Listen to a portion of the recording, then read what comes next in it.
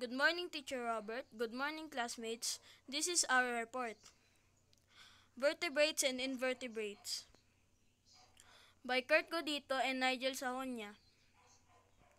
Vertebrates. You usually see dogs, cats, goats, and horses in your immediate environment.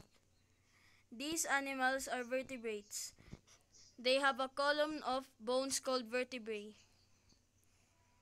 The backbone of vertebrates forms the part of an endoskeleton or internal skeleton. It provides shape, support, and protection to the animal's body. Vertebrates differ in the way they control body temperature. Cold-blooded animals. Fishes, amphibians, and reptiles are cold-blooded, which means their body temperature changes depending on the temperature of the environment. Warm-blooded animals. Birds and mammals are warm-blooded, which means their body can control and regulate their temperature even when the temperature of the environment changes. Fishes are cold-blooded animals that live in the water. They obtain oxygen through their gills and move with their finale. They have scales that protect their bodies. Fishes reproduce through external fertilization. Their eggs are fertilized outside the female's body. Amphibians are cold-blooded animals that spend their early life in water and their adult life on land. They have gills for breathing when they are young, and upon reaching maturity, they breathe through their lungs. Amphibians lay eggs in water. Frogs and toads undergo external fertilization, while salamanders undergo internal fertilization, where the male deposits its sperm inside the female's body and fertilizes the egg. Reptiles. Reptiles such as snakes and alligators are cold-blooded animals that breathe entirely with lungs and are covered with scales. They are well adapted to living on land. They also reproduce through internal fertilization. Birds are warm-blooded animals with bodies protected with feathers. They have four-chambered heart and lay eggs through internal fertilization. They use their beaks or bills for feeding. Mammals. Mammals are warm-blooded animals that reproduce through internal fertilization and give birth to live young.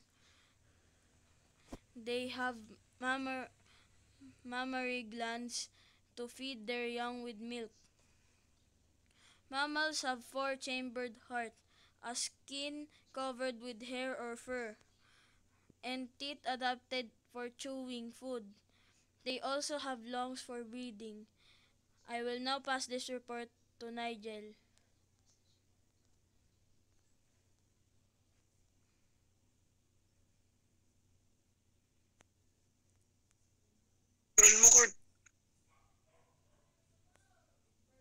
Invertebrates. Animals with no backbones are called invertebrates. About 95% of animals are invertebrates. Some have fluid-filled skeleton, while others have hard outer shell. Most of them can move around. Some move by flying, crawling, or swimming.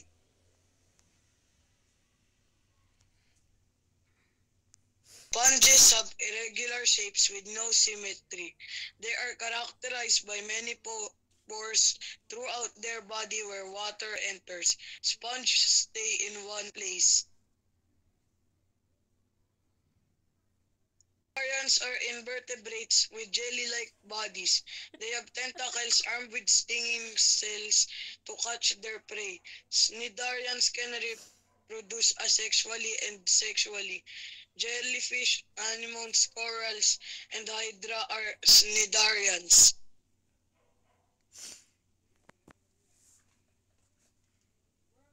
Worms have long, segmented bodies. They have no legs. Like sponges and cnidarians, worms also reproduce asexually and sexually. Some worms live in water, while others inhabit the land. Worms can be grouped into flatworms, segmented worms, and the roundworm.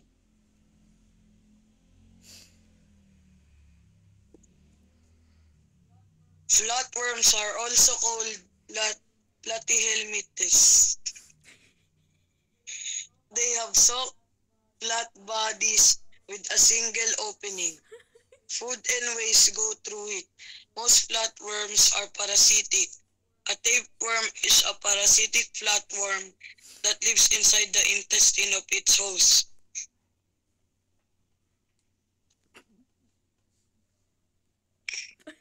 Segmented worms or annelids have bodies divided into sections by thin sheets called septa. They have hair-like structures called setae for moving. Earthworms and leeches are segmented worms.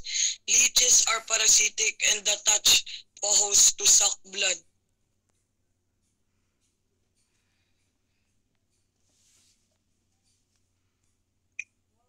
Roundworms, also known as nematodes, can also found almost everywhere. They have a long round body with a tough outer cuticle.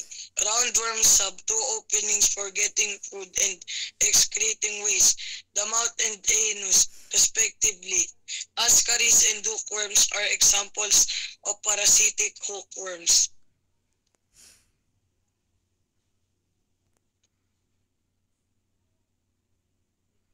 Echinoderms are spiny-skinned animals with 5 arms and bumps all over their bodies. There are radially symmetrical invertebrates inhabiting the ocean floor. They crawl at the bottom of the ocean hunting for food. The eggs of the echinoderms are fertilized in water, develop into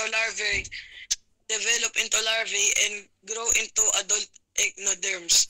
Starfish and sea urchins are examples of echinoderms.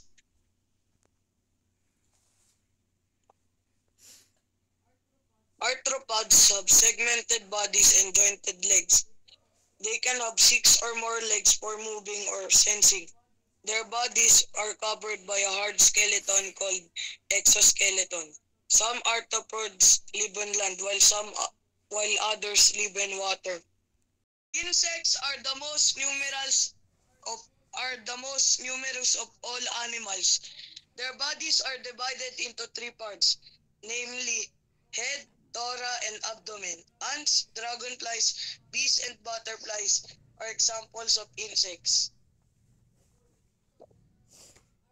Arachnids have 8 legs with bodies divided into 2 parts, the abdomen and the cephalothorax. The cephalothorax is a fusion of the head and the thorax. Spiders, scorpions, and mites are common examples of arachnids.